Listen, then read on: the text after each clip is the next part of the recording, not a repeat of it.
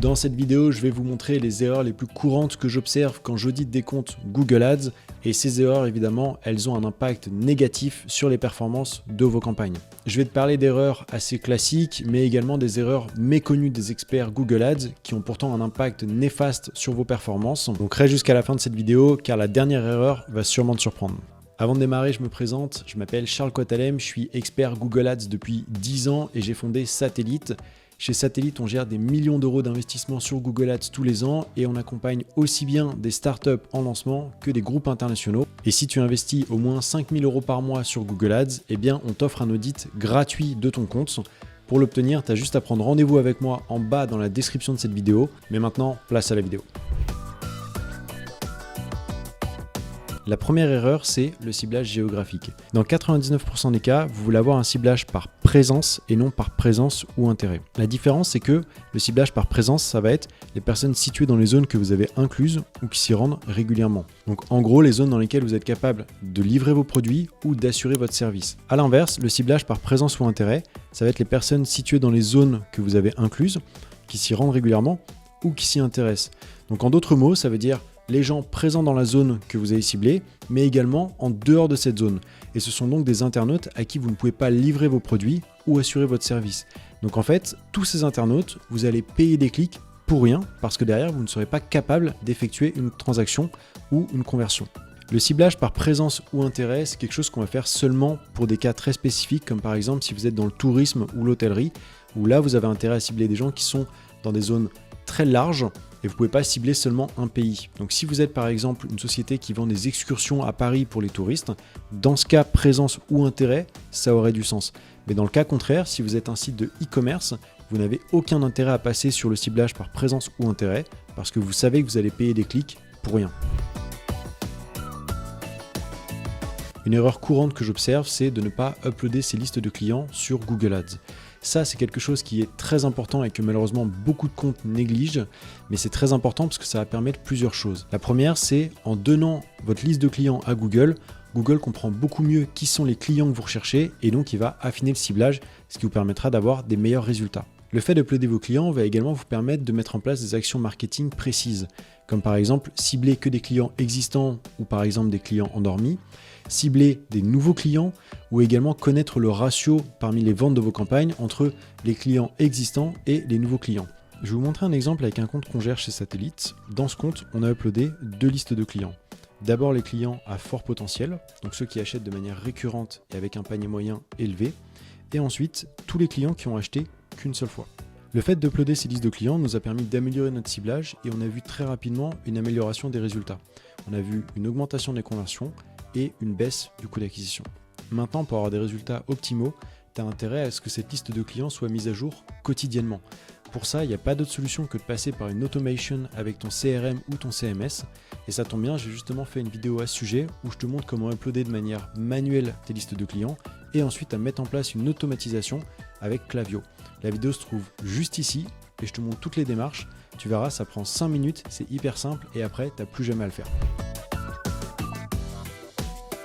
On arrive maintenant à l'erreur de ne pas faire de distinction entre des clients existants et des nouveaux clients. J'en ai parlé juste avant dans cette vidéo, vous avez vraiment intérêt à uploader votre liste de clients, sinon vous allez avoir le même problème que ce compte. Dans ce compte, comme vous pouvez le voir, on a presque 9 000 euros d'investis sur Google Ads, ça a généré 1600 conversions, sauf que eh bien en fait, on ne sait pas si ce sont des clients existants ou des nouveaux clients. Et ça, c'est très embêtant, surtout si vous avez un business qui est récurrent. Si vous vendez par exemple des vêtements, des couches pour bébé ou des cosmétiques, il y a de fortes chances que vos acheteurs, ils achètent plusieurs fois par an. Vous avez donc intérêt à aller cibler des nouveaux clients parce qu'un nouveau client ne représente pas une seule vente, mais il représente potentiellement plusieurs ventes en fonction du niveau de votre fréquence d'achat. A l'inverse, je vais vous montrer un compte qui est très bien géré. Ici, on a mis en place les listes de clients et ça nous a permis de voir que sur 1922 transactions, eh bien, il y en a 38 qui sont auprès d'internautes. On ne sait pas si c'est des clients existants ou pas, mais il y en a surtout 1747 auprès de nouveaux clients. Et là, c'est vraiment très rentable parce qu'en fait, on est sur un compte qui a une fréquence d'achat de 3,2. Donc, on n'a pas fait 1700 transactions, on fait potentiellement 1700 transactions x 3. Donc la rentabilité est beaucoup plus importante. Et malheureusement, il y a très peu de comptes qui mettent ça en place. Mais rassure-toi, j'ai justement fait une vidéo à ce sujet, tu peux la trouver juste ici, dans laquelle je te montre comment exploiter cette fonctionnalité et avoir de super résultats pour tes campagnes. Nouvelle erreur, les augmentations de budget trop brutales. Si vous voulez augmenter le budget de vos campagnes, je vous invite à ne pas dépasser 20% à chaque fois et à les espacer de 2 à 3 semaines minimum. Ça vous permettra de conserver le learning de vos campagnes et de maintenir des résultats intéressants. Bon, évidemment, si vous êtes à la veille d'événements très importants comme Black Friday ou Noël, vous pouvez faire un peu plus, mais essayez de le faire de manière progressive. Et évidemment, cette recommandation n'est valide que pour les comptes qui dépensent un certain montant. Si vous dépensez 30 € par jour avec une campagne, vous pouvez l'augmenter de plus que 20%. Mais si vous dépensez 500 €, 1000 € ou 2000 € par jour sur une seule campagne, allez-y progressivement pour maintenir vos résultats. Je vais vous montrer un exemple de ce qu'il ne faut pas faire avec un compte qui a augmenté son budget beaucoup trop rapidement. Comme vous pouvez le voir, on a en bleu la courbe qui représente le coût, donc l'investissement sur Google Ads, et en rouge la courbe qui représente le coût par conversion. Les semaines précédant l'augmentation, on voit que le compte investissait autour de 3500 € par semaine et les conversions étaient autour de 30 à 34 €. Et bien lorsqu'ils ont doublé leur budget, on voit que les coûts par conversion ont augmenté à 70 €. Donc pour faire simple, ils ont perdu en rentabilité parce que les conversions sont plus chères et en efficacité parce que, étant donné qu'ils payent leurs conversions plus chères, ils font moins de conversions. Je me permets d'interrompre ton visionnage pendant une seconde pour te dire que si tu aimes cette vidéo, je t'invite à t'abonner à la chaîne car je sors une vidéo comme ça chaque semaine et également tu peux laisser un like sur la vidéo, ça m'aide énormément. Aussi, si tu as des questions par rapport au contenu de la vidéo, n'hésite pas à les laisser en commentaire, je m'engage à y répondre très rapidement. On arrive maintenant à l'erreur du tracking, qui est une erreur extrêmement grave. Le tracking, ça vous permet de mesurer toutes les interactions qui ont lieu sur votre site à partir de vos campagnes Google Ads ou d'autres canaux publicitaires. Le problème, c'est que si votre tracking est mal paramétré, vous risquez deux choses. La première, c'est de ne rien traquer. Et dans ce cas, vous n'avez aucune information que vous pouvez exploiter correctement. La seconde, c'est de vous retrouver avec des données qui sont incomplètes, voire faussées, et sur lesquelles vous allez vous baser pour gérer votre investissement. Et ça, c'est très embêtant parce que si les KPI sur lesquels vous vous basez sont faux, eh bien vos décisions seront forcément mauvaises. Je vais vous montrer un exemple avec un compte qu'on a audité très récemment et pour lequel le client nous a fixé un objectif d'un ROAS de 3. Donc quand il dépense 1 €, il veut générer au moins 3 € de chiffre d'affaires. À partir de 3 €, il est rentable et il nous a dit tant que vous avez un ROAS supérieur à 3, vous pouvez dépenser autant que vous voulez. Nous, à première vue, on a regardé la campagne, on s'est dit bon, on est à 3,32, on est rentable, on peut investir plus, tout va bien. Sauf qu'en fait, quand on a analysé le tracking, on a remarqué qu'il incluait à la fois la TVA, donc 20% de plus qui ne sont pas du chiffre d'affaires, c'est juste des taxes qui vont revenir à l'État. Mais en plus de ça, il y avait également les frais de port sur lesquels ils ne gagnent pas d'argent. Donc en gros, on n'avait pas un ROAS de 3,32 comme il le pensait, et donc on n'était pas rentable comme il le pensait. On était à 2,3. Et donc en fait, le client perdait de l'argent sur chaque vente générée par cette campagne. D'où l'intérêt d'avoir un tracking bien fait, et si possible d'avoir un tracking à la marge, ça c'est quelque chose d'assez poussé, mais qui vous permettra de piloter encore mieux vos campagnes. Ne regardez que les conversions et ne pas regarder les conversions by time. La différence entre les deux, c'est que la colonne conversion va vous indiquer les ventes qui ont lieu le jour du clic. La colonne conversion by time va indiquer les conversions en fonction du jour où a eu lieu la conversion, peu importe la date du clic. Donc, si vous avez un clic le lundi qui génère une vente le vendredi, la colonne conversion va indiquer la conversion au lundi et la colonne conversion by time l'indiquera au vendredi. Et suivre les conversions by time, c'est très important parce que sur beaucoup de sites e-commerce, les internautes n'achètent pas dès le premier jour. En effet, parfois les internautes ont besoin d'un peu de temps pour se décider. Et suivre les conversions by time, ça va vous donner une meilleure visibilité sur les performances de vos campagnes. Alors que si vous restez que sur les conversions classiques, eh bien vous pouvez avoir l'impression que vos campagnes marchent mal, alors qu'en réalité, elles sont performantes. Ça a l'air un petit peu compliqué comme ça, mais je vais te montrer un exemple, tu vas voir, c'est très facile à comprendre. On va aller dans ce compte et on va regarder le nombre de jours avant une conversion. Ça va nous indiquer si ça vaut la peine de suivre les conversions by time ou pas. En l'occurrence, je vois qu'on a, j'arrondis, 20 conversions sur les 2 dernières semaines. Et en fait, j'en ai 10 qui sont effectuées à moins de 1 jour, c'est-à-dire le jour du clic. Ça veut aussi dire que la moitié des conversions sont faites à plus que 1 jour. Donc juste avec ça, je sais déjà que j'ai intérêt à regarder les conversions by time parce que les internautes mettent un petit peu de temps à passer à l'achat. On va fermer ça.